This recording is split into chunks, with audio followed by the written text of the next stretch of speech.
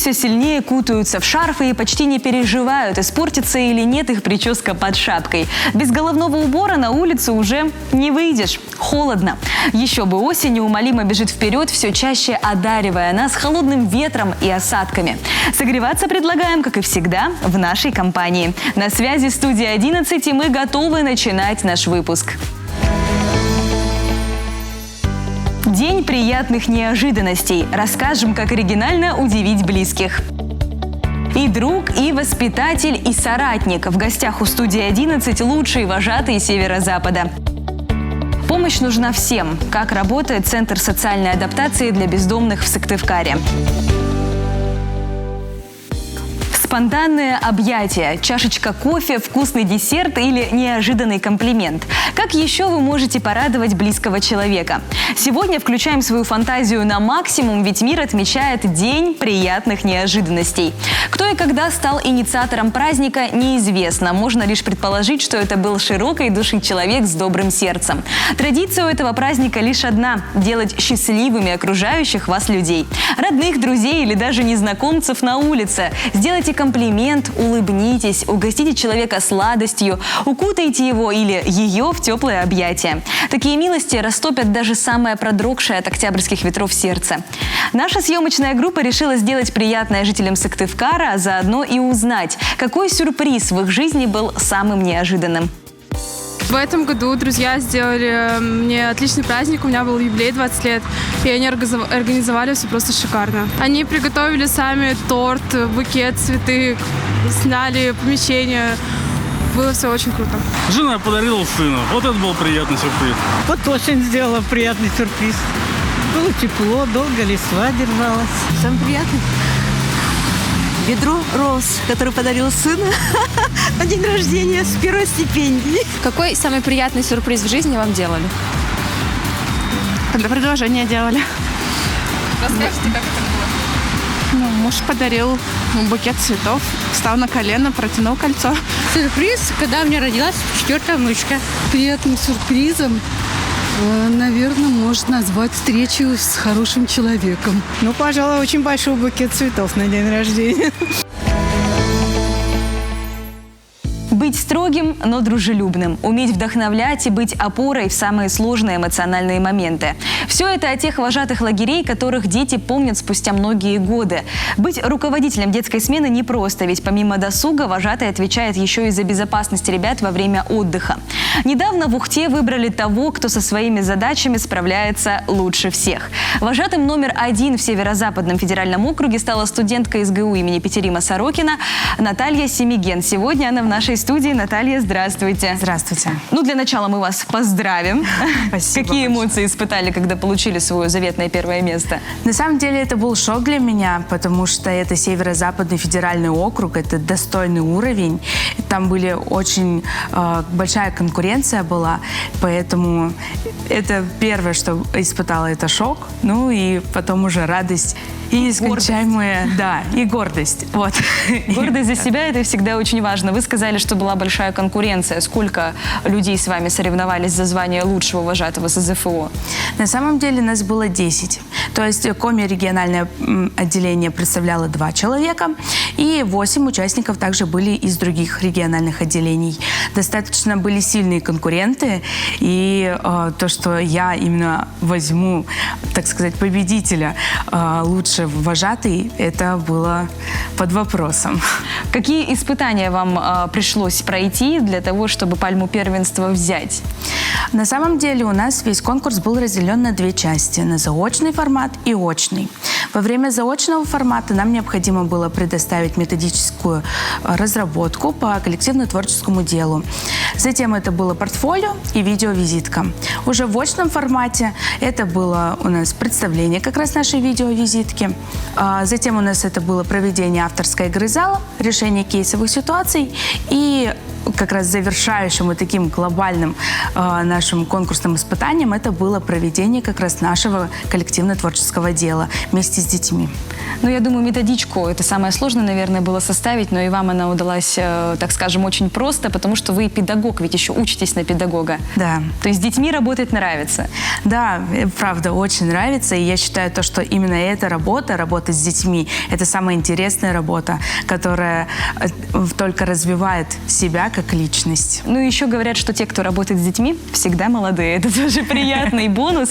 А вы уже ездили, как я понимаю, на смены, сколько раз и в какие лагеря? На самом деле я работаю пока что, работаю только в наших лагерях в Республике Коми. В основном это детский оздоровительный лагерь «Мечта» и детский образовательно-оздоровительный центр «Гренада». Я отработала уже 8 смен, и все 8 смен это было в качестве вожатого. Ну, такой неплохой на самом деле стаж, 8 смен это много. И дети, они порой, вот помимо того, что дарят нам эмоции, они очень много этих жизненных сил забирают. Как вот вы с этим справляетесь и в чем ищете вдохновение, может быть, в вашей профессии? Вдохновение в моей профессии – это сами дети, потому что дети, они зажигают своими эмоциями, своими улыбками, и когда ты работаешь с детьми, это уже приносит тебе какое-то удовольствие, и ты понимаешь, что все, что ты делаешь, это для них, для того, чтобы у них появились улыбки на их лицах, и сделать им счастливое детство, точнее, если это летом, то счастливое лето. Наталья, очень важные и нужные слова. Спасибо вам большое за ваше дело. Надеемся, что ваше имя еще не раз прозвенит на объявлении лучших результатов, но не только на СЗФО, например, на конкурсах вожатского мастерства России. Спасибо вам большое. Спасибо большое. Как же приятно невзначай вспомнить о доме, о родных людях или домашних животных, которые встречают с работы, о вкусном ужине или теплой, уютной постели. Эти простые радости жизни для некоторых людей в один миг превратились в пределы мечтаний. По разным причинам они потеряли дом, от чего сейчас вынуждены скитаться по улицам в поисках ночлега. Для людей без определенного места жительства в Сыктывкаре работает Центр социальной адаптации. Там бездомные могут получить медицинскую, юридическую помощь, а также возможность с комфортом переночевать. Евгения Кладкевич пообщалась с его сотрудниками. Остаться без дома. Такую ситуацию страшно допустить даже в мыслях. Люди, лишенные жилья, вынуждены скитаться по улицам в поисках ночлега и еды. Причина такой жизни у каждого своя. Кто-то с пути сбился сам, а кому-то, как Роману Бурову, в этом помогли. В 90-х у мужчины случился серьезный конфликт с родными, и он оказался на улице. Раскрывать подробности той истории он отказывается. Больно вспоминать, скажет мужчина уже за кадром. Встать полностью на ноги с течением лет у него, увы, не получилось. Поэтому за помощью вот уже несколько лет подряд Роман обращается в Центр социальной адаптации. Во-первых, мне негде жить. И, во-первых, здесь делают прописку временную. Ну, во-первых, могу трудоустроиться на работу на любую. Вот. Это мне устраивает. И, во-первых, там отличный ремонт сделан. Все, душ, как говорится, все положено. Поиск работы, оказание психологической и юридической помощи, но и самое главное – то, что требуется в момент – предоставления ночлега.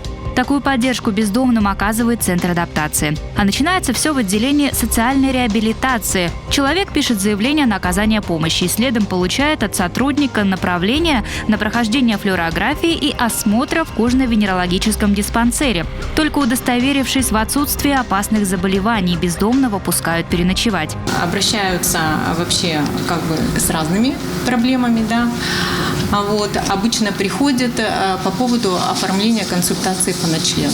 То есть необходимо переночевать, да, и мы консультируем. Бывает, что у нас уже постоянные клиенты, мы их приглашаем раз в 2 недели для продления ночлега, чтобы отслеживать, да, чем они занимаются, что они за это время сделали. В этом году в Центре социальной адаптации случилось долгожданное и очень важное событие. В здании, где предоставляется ночлег, был, наконец, проведен капитальный ремонт. Здесь тепло, светло и совсем не пахнет сыростью. Стены обклеили плиткой, в окнах установили пластиковые стеклопакеты, полностью заменили канализационную систему и душевые кабины, в том числе для людей с инвалидностью. Сейчас в центре могут одновременно переночевать 27 человек. В спальнях нет ничего личного. лишнего, только кровати и бактерицидная лампа. Стерильности здесь уделяют самое пристальное внимание. Человек к нам сюда приходит, его встречает администратор и дезинфектор. Человек раздевается по пояс, его осматривают тщательно. Я сама как наблюдала за этим процессом. То есть люди опытные работают, поэтому они очень тщательно осматривают и самого человека, и его одежду. После того, как человека осмотрели, администратор вносит определенные записи к себе. Человек проходит в раздевалку. После раздевалки он проходит в душ. То есть это обязательная процедура. Заходит в палату он только после приема душа. Вот. Дальше. У вас там работает дезинфектор, да? Да, здесь у нас как раз сейчас работает дезинфектор. Здесь у нас обрабатывается одежда, обрабатываются вещи человека, да. Вот сейчас у нас, например, идет обработка обуви. Сейчас уже полоскают тапочки, они были обработаны в бактерилхлор, то есть хлорсодержащий состав, который уничтожает любые микробы. Чистой в сменной одежде человек отправляется отдыхать. Находиться в центре разрешено с 7 вечера до 7 утра и не больше 60 дней в году. Бездомных здесь не кормят, еду можно принести с собой, а вот горячий чай всегда в доступе.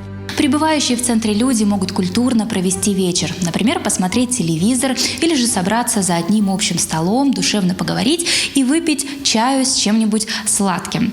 Нередко в этом помещении специалисты-психологи проводят с людьми беседы и встречи, в основном о том, как справиться с различного рода зависимостями. Организовать свой личный, индивидуальный досуг тоже возможно. Для постояльцев соорудили вот такую вот мини-библиотеку. Читать они любят, книги здесь разные, но в основном предпочитают детективы или какие-то зарубежные кинороманы. В Центре социальной адаптации официально помощь могут получить лишь мужчины. В 1998-м, когда центр только открыли, женская комната была. Только вот спросом она не пользовалась. Как оказалось, бездомных женщин в столице Коми практически нет. Поэтому со временем Центр социальной адаптации полностью переформатировал свою работу под мужчин. Но в скором времени произойдут большие перемены, говорит директор. Работу учреждения реорганизуют. Сыктывкарский центр соединят с точно таким же в Ухте. Так в республике появится первый кризисный центр и для мужчин, и для женщин. Открытие произойдет 1 января 2023 года. Очень важно, что обратиться туда смогут не просто бездомные женщины и мужчины, но и люди, подвергшиеся физическому и эмоциональному насилию. Из наших 2 центров будет создан республиканский кризисный центр для мужчин и женщин. То есть мы будем оказывать услуги не только мужчинам, но и женщинам. И будем оказывать услуги не только в городе Сыктывкаре и Ухте.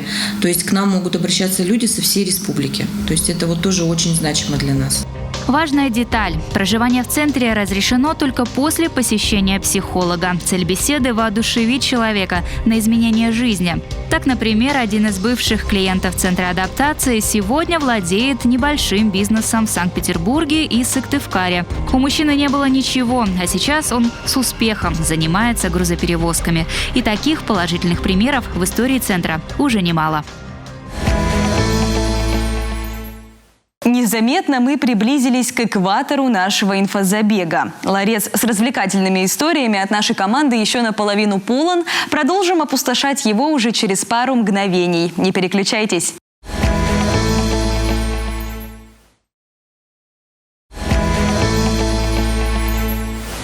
Мы снова в эфире. Студия 11 готова и дальше дарить вам хорошее настроение. И вот главные темы второй 10-минутки. Национальное многообразие. Чем удивит жителей Коми очередной сезон этнофорума «Мы россияне». Болезни без возраста. О недугах, которые могут одолеть и детей, и взрослых. Спасение лебедя. Необычная история жизни белой птицы. 4 ноября Россия отметит важный праздник – День народного единства. На протяжении многих веков наши земли осваивали и заселяли разные народы. Республика Коми, конечно, не осталась в стороне. Сегодня на территории нашего региона проживают больше 100 национальностей. И в честь предстоящего события в Сыктывкаре 27 и 28 октября пройдет этнофорум «Мы россияне-2022». О нем к нам в студию пришла рассказать Мария Попова. Мария, здравствуйте, рада вас видеть. Здравствуйте. Союзе. Ну и начнем давайте с самого начала. Что же такое этнофорум и как давно он проводится? Этнофорум проводится, если я не ошибаюсь, с 2012 года. В этом году, так скажем, в канун Дня народного единства мы тоже проводим этнофорум. Он будет 27 и 28 числа, организаторами которого являются Министерство национальной политики Республики Коми и ГАУ-РК «Дом дружбы народов Республики Коми». Форум, для кого же он создается? Для молодежи или, может быть, для национальности, для представителей автономии? Для кого? Да, форум, он нацелен на молодежь. Форум, он объединяет всю активную молодежь, объединяет национальностей, проживающих в Республике Коми, а также специалистов, работающих на реализацию государственной национальной политики. Как это проходит? То есть это какая-то лекционная часть форума или, может быть, практика, мастер-классы? Что входит в эти 2 дня? В этом году у нас 27 числа мы едем в город Микунь. У нас будет множество площадок. У нас будут семинары, у нас будут лекции, уроки, мастер-классы, игры, квизы, много чего интересного. А 28-го уже будет в Сыктывкаре. Будут тоже очень интересные площадки, на которых, так скажем, представители национально-культурных автономий будут рассказывать о том, что они достигли. В рамках форума будет действовать этнодесант. Он, конечно, работает не только в рамках форума, а вообще, в принципе, по районам выезжает. Но в этом году цель его какая именно вот в контексте форумной истории? Получается, мы едем с представителями национально-культурных автономий. Они едут в роли спикеров. Они расскажут активной молодежи о том, что не обязательно уезжать с нашего региона. Можно развиваться тут, в Республике Коми. Наша цель – это сформировать у нынешней молодежи то, что не обязательно куда-то ехать, а можно и у себя дома, в нашем регионе, самореализоваться, а также тут работать и реализовать себя в любой сфере. То есть это и есть основная миссия этнофорума? Да. На самом деле здорово, но я бы хотела заострить внимание на мастер-классах. Вот, может быть, пример какой-нибудь скажете, что там нужно будет делать? Да, у нас вот новый, так скажем, участник нашего этнодесанта – это Ида Георгиева. Она представляет болгарскую национально-культурную автономию. Она расскажет, как появились болгары в Республике Коми, как они тут живут, расскажут о том, зачем нужно сохранять традиции и культуру своей малой родины, а также проведет интересный мастер-класс по мартиницам. И таких площадок будет немало. Я думаю, из-за мартиницы уже стоит пойти на этнофорум. Завтра и послезавтра он будет проводиться. Первый день в Микуне, второй день в Сыктывкаре. К сожалению, в последний вагон запрыгнуть уже не удастся, потому что нужно было регистрироваться на это событие. И, Мария, давайте все-таки вот расскажите, как вообще люди реагируют на этнофорум? Активно ли ходят? Пользуется ли он популярностью среди населения? Да, участников очень много. Нам это очень нравится. И вот наш этнодесант, который вот сейчас вот выезжает в Микунь, у нас уже накапливается большое количество людей. И людям это интересно. Как показывает опыт, такие мероприятия, такие форумы, они нужны для нашего региона. Надеемся, что и в этом году народу будет много. Спасибо вам большое, что пришли, и удачного вам форума. Большое спасибо. У некоторых болезней нет возраста, так говорят медики. Дело в том, что недуги, которыми страдают взрослые, могут настигнуть и ребенка, как, например, гипертония. О ее причинах в ранние годы, а также о том, что поможет укрепить иммунитет, Евгения Кладкевич узнала у экспертов детского здоровья. Сильная головная боль, тошнота, неустойчивость при ходьбе и падение зрения – вот лишь некоторые симптомы гипертонии. Проще говоря, высокого давления. Многие думают, что эта болезнь удел лишь взрослых людей. Отнюдь. Повышенное давление – одно из самых распространенных хронических заболеваний именно в педиатрии. По данным различных исследований, примерно 18% детей и подростков сегодня живут с этой проблемой. Она развивается постепенно, но, к сожалению, необратимые изменения в сосудах формируются уже в детстве. Специалисты считают, что основной причиной, пусковым фактором повышения давления у детей является избыток массы тела и ожирение. Прежде всего, надо, безусловно, следить за весом ребенка. Должна быть здоровая пища. Молочные и зерновые продукты, свежие фрукты и овощи, несколько небольших порций мяса в день, ну и, конечно, ограничение сладостей в рационе. Примерно о таком питании и говорит специалист. При этом стоит помнить, что максимально полезным здоровое питание окажется лишь вкупе с физическими нагрузками. Частые прогулки, подвижные игры, плавание и многое другое способствует гармоничному росту и укреплению иммунитета малыша. Другое дело – профессиональный спорт. С ним, говорят доктора, лучше не спешить. Первые несколько лет организм малыша только формируется и может не выдержать серьезных нагрузок. В некоторых видах спорта, при хоккее, популярных особенно, футбол, иногда дают 4 лет. Мы знаем примеры замечательные. Малкин, наш великий хоккеист, папа на коньки в 3 года поставил. И ничего, играет, как говорится, гордость нашего хоккея, и многие другие. Но это такие индивидуальные случаи, которые, может быть, массовыми могут и не быть. Реально, с 4-5 лет, с 5 лет примерно отдавать можно так во все виды спорта, кроме тяжелой атлетики, бокса, это уже отдельно все прописывается. На фоне интенсивного спорта у подростка может возникнуть брадикардия – состояние, когда сокращение сердечной мышцы немного замедлено. Пугаться этого не стоит, говорят кардиологи. Если человек полностью здоров, его тело в момент физической активности быстро адаптируется к повышению нагрузки. Из этого для родителей следует главный вывод. Перед тем, как отдать своего ребенка в спорт, обязательно посетите врача-кардиолога и удостоверьтесь, что сердечно-сосудистая система вашего чада в порядке. Они видны на кардиограмме, которую надо уметь правильно расшифровывать. Это уже вопрос, конечно, к врачам, а не к родителям. И даже не к педиатру, например, а именно к кардиологу детскому, врачу функциональной диагностики, который расшифровывает кардиограмму. Надо знать эти особенности, чтобы их не пропустить. Сделать кардиограмму, а также пройти ряд других важных исследований со своим ребенком можно, например, в Коми республиканской детской клинической больнице. Сегодня главная детская здравница региона оказывает медпомощь сразу по 17 направлениям. В ней, как и в других медучреждениях республики, работают доктора с большим сердцем. Профессионализм наших медиков отмечают специалисты из Москвы и Санкт-Петербурга. Так, лучшим педиатром России в этом году признана Ирина Тарасова из Воркуты. В Салехарде волонтеры спасли белого лебедя, который не умеет летать. Долгое время птица обитала на местном озере, а месяц назад лебедь ушел со своего насиженного места. Как считают волнующиеся горожане, из-за расположившихся там катамаранов. Сейчас лебедь обитает на другом водоеме, но он непригоден для жизни водоплавающих. В этот раз птицу предстоит выловить из загрязненного озера. Фрагменты металла, стекла, деревянных конструкций и пластика. А еще глубокий и топкий ил. Все это усложняет работу. На этом озере мы еще его не ловили. Но туда не подобраться, озеро все грязное. Я не знаю, как мы сейчас будем что-то думать. Кажется, не глубоко, но когда мужчины заходят в воду, сразу понятно, можно провалиться. Пытаются проложить дорожку к лебедю. Эту закидать ее, чтобы прям на пятачке его поймать. Сейчас броди, в городнях туда будем добираться. По воде, в городнях, больше никак. Птицу готовят к зимовке в Салехарде уже 3-й год. В октябре 2021-го наша съемочная группа активно участвовала в поимке Гриши. Все.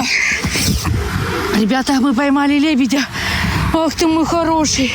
Снега нет, но заморозки уже были. По тонкому льду к птице могут подобраться и собаки. Поэтому решено срочно эвакуировать пернатого. Временно на пробные пару недель лебедя заберет один из волонтеров. Мужчина содержит домашнюю живность. Если собратья примут Гришу, то и зимовать он будет в своей стае. В любом случае поймаем, как бы то ни было.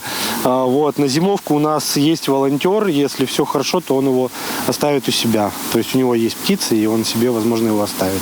Белокрылого окружают со всех сторон, но он умело уходит от сетей. Попытка подсечь тоже не удается. Ловцы переходят в активную стадию и, можно сказать, голыми руками берут птицу. Как птичка?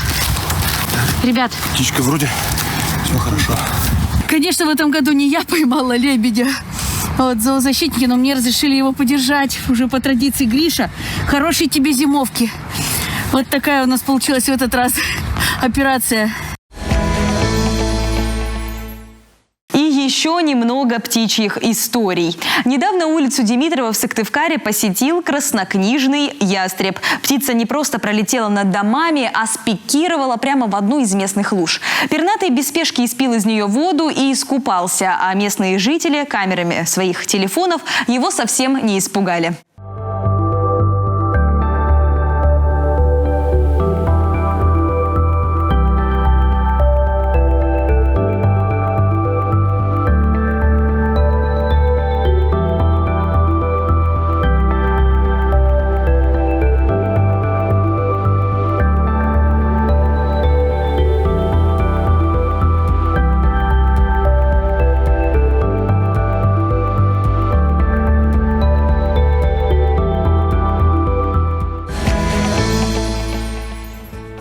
Студия 11 завершает свой эфир. Мы надеемся, вам было с нами интересно и весело. Увидимся уже завтра. Включайтесь в то же самое время. Пока-пока.